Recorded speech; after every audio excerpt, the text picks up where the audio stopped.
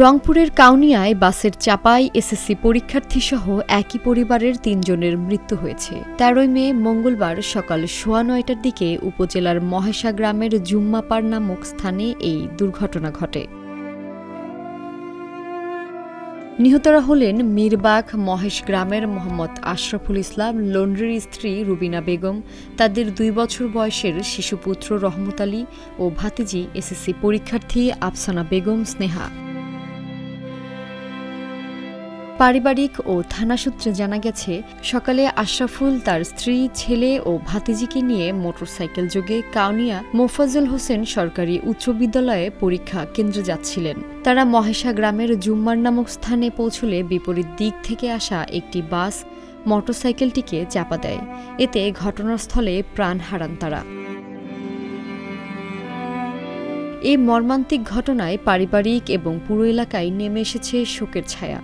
অভিযোগ আছে, দ্রুতগামী যানবাহনের কারণে প্রায় দুর্ঘটনা ঘটছে এবং জননিরাপত্তা চরমভাবে হুমকির মুখে পড়েছে। শিক্ষার্থী, এলাকাবাসী ও স্বজনদের দাবি, কর্তৃপক্ষ যেন অবিলম্বে কুড়িগ্রাম রংপুর মহাসড়ককে ৪ লেনে উন্নীত করে এবং চালকদের যান চলাচলের ওপর কঠোর নজরদারি চালায়। সিনহা, সে মিরবাগ বালিকা উচ্চ বিদ্যালয়ের একজন ছাত্রী ছিল।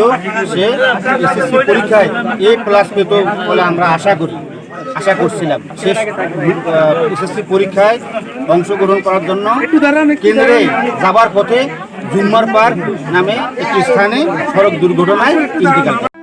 কাউনিয়া থানা পুলিশ জানায়, বাস চাপা দেওয়ার ঘটনাস্থলে প্রাণ হারান ৩ জন।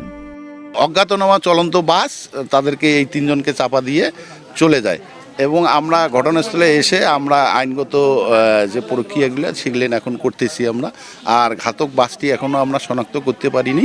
আমরা বিভিন্ন জায়গায় সংবাদ নিচ্ছি, হয়তোবা আমরা ঘাতক বাসটি আমরা শনাক্ত করতে পারবো।